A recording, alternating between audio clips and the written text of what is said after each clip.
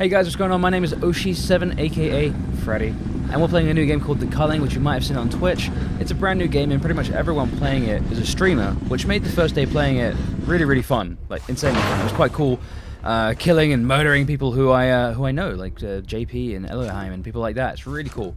This game is pretty much the ultimate Katniss Everdeen simulator, and if you can look at the screen now, you'll notice I'm rubbing two rocks together, and that of course makes a knife, because why not?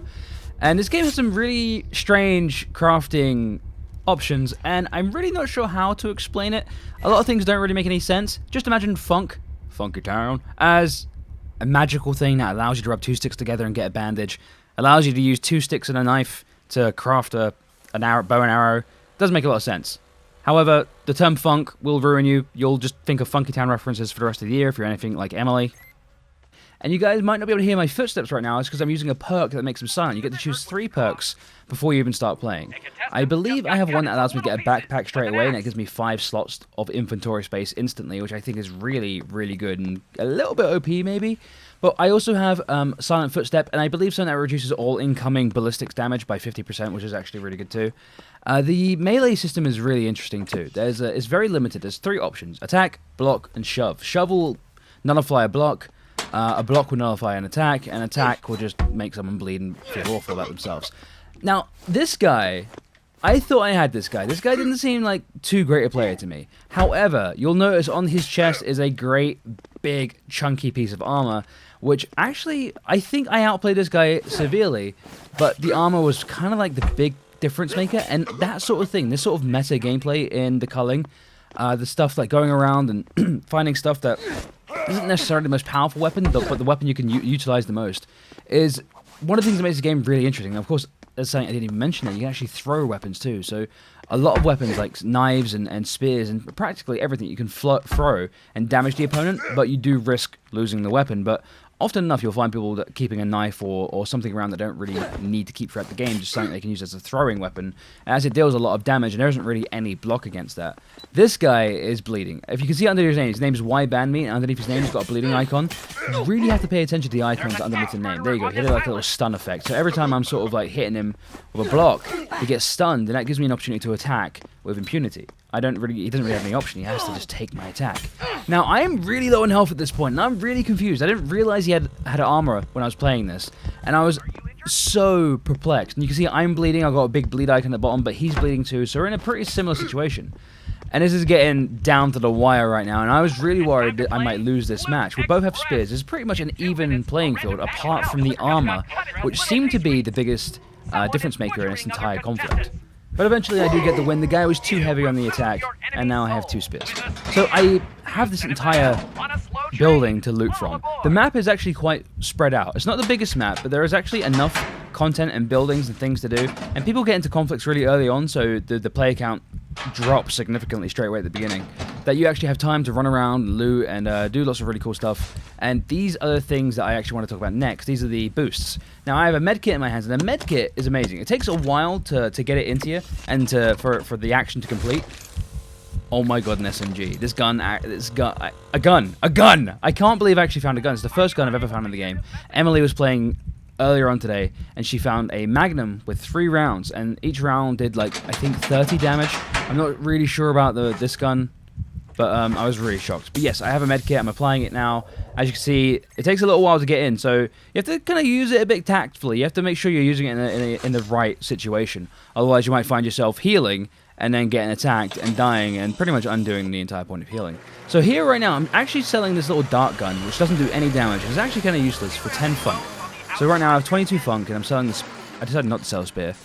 Oddly enough, you can use a stick with a spear and craft a bow. Funk is magic. Okay, just go by funk is magic. And also you can find corpses around that give you funk as well.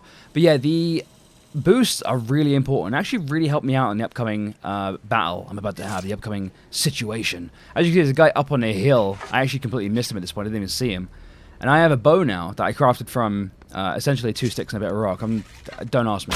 So I missed my first shot, but the bow and arrow is really effective. If you can get your shots on target, which I'm doing right now, I actually get him in the toe a couple of times, I think, which would really hurt. Yeah, look, right in the foot. And one more. I think my last one hits too. I'm actually preventing him from getting anywhere near me and also giving him a bleed damage. So I'm hitting myself up with some stamina boost, which allows me to run forever, and also some armor. So I'm going in for the attack. We're both blocking each other, shoves. So the combat system is really interesting. You really have to pay attention to what's going on below the guy's name. So he's bleeding, but he doesn't have any other effects. I think at this point I get bored and just pull out my SMG because I really wanted to try it. And I'm telling you guys, the SMG will shock anyone. And they'll scream hacks and all sorts of things. It's fucking so much fun. So this guy goes down really quick. But as you can see in the bottom left of the screen, I still have some armor and I still have my infinite running around stamina thing. And this lasts for 2 minutes. So it's actually a really huge buff. And if you could like get these things and hoard them for a bit, I would recommend it. It's really tough code. You only get 5 spots. And right now I've got a gun, a pipe for bludgeoning, a bow and arrow, and a spear for stabbing. A bow and arrow and a spear are really great. They'll cause a bleed effect, which will drain a character's health over time. But the bludgeon weapons will actually cause a player to be stunned and move a bit slower. And it's a really interesting sort of dynamic when it comes to this sort of game. And again, this is one of those other meta items. It is the man tracker. The man tracker is really... I'm not sure if it's good or bad. I can't tell. You have to be standing still to use it. But if you click, you can find out how far away someone is and what direction they're in. And I imagine if you're trying to survive and trying to dodge people, if you're low on health, it could be really handy. But I always sell it. I always sell a funk. You get lots of funk for it. Screw it. This is something that I've never seen implemented well, is the snare wire. The snare wire is actually really powerful, and I actually snare myself. Much shame. I'm not really sure how I snare myself, but I do.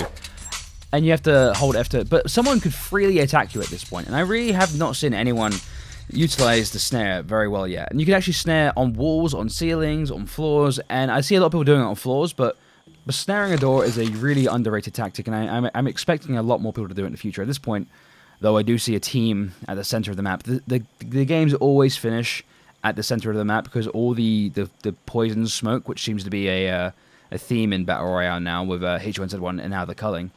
The smoke driving everyone into the center is actually a really cool game mechanic and actually makes the game... These rounds only last 20 minutes. So you got Arma 3 Battle Royale, and the games can last sometimes up to 45 minutes, maybe even an hour. H1Z1, a similar amount of time, maybe half an hour, 45 minutes.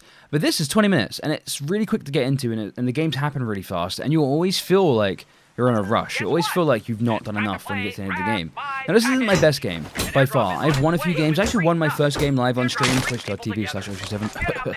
But this isn't my best game, but I feel like it's a game that shows you a lot of the aspects of the culling and a lot of the interesting things. So right now I have a stick with 20 funk, and then for 12 funk I can craft some improvised dynamite. Doesn't make any sense. Funk is magic. But yeah, these red barrels are really OP.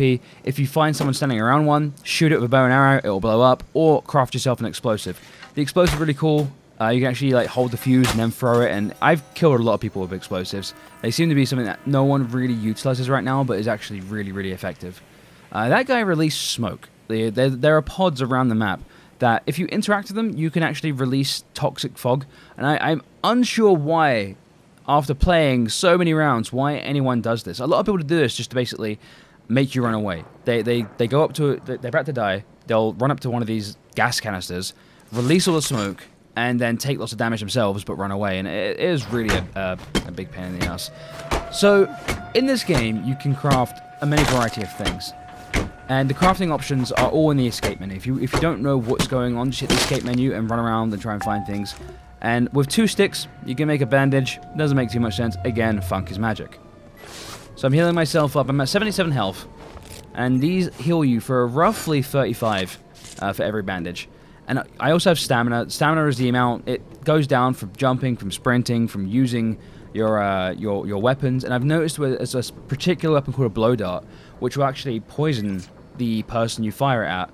And it actually is kind of interesting because the longer you hold your breath to shoot, your stamina will drop significantly. So you have to really, really be aware of what you're doing all the time. If you run out of stamina, you might not be able to move or run away in time to attack anyone or to stop from being attacked.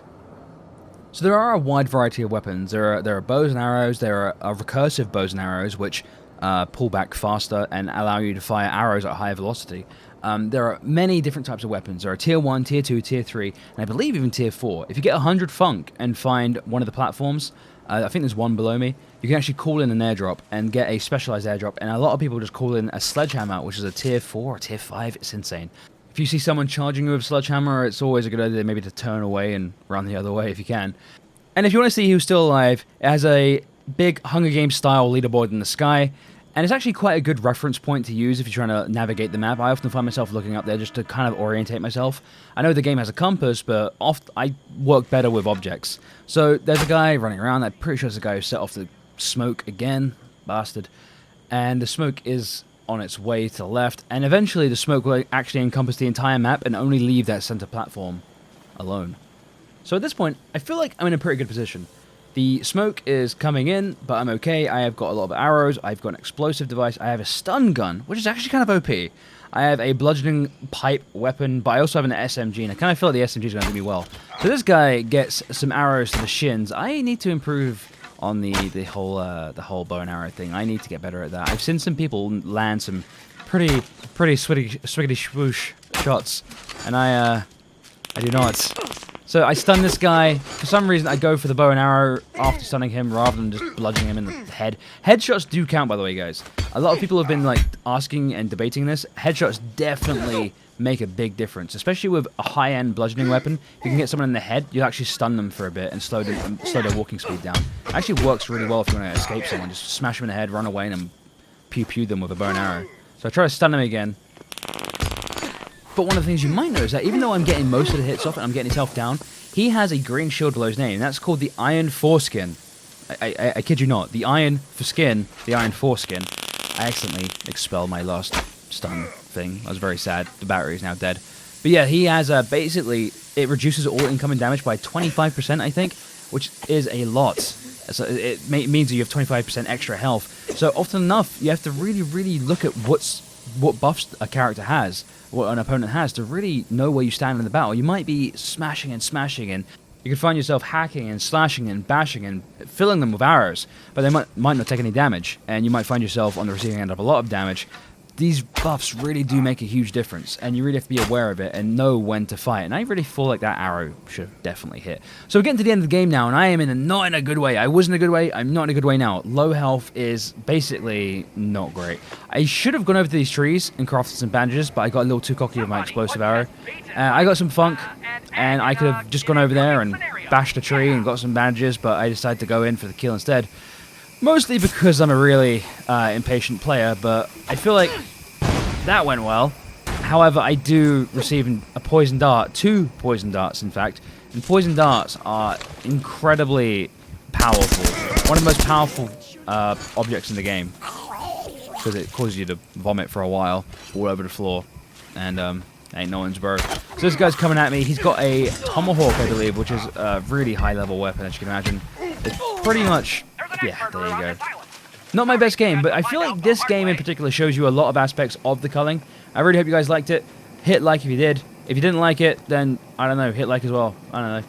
Subscribe to the channel. More videos like this coming. And Emily's having a sneeze. Alright guys, the video's finished. We're done. You've hit the like button. You've subscribed to the channel if you're new.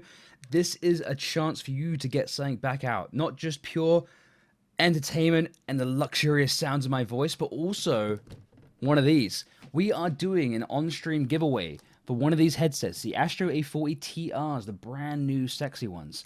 And anyone could win. Doesn't matter who you are, doesn't matter where you are, we'll make sure that you get a headset, but you have to win. And to win, you need to enter.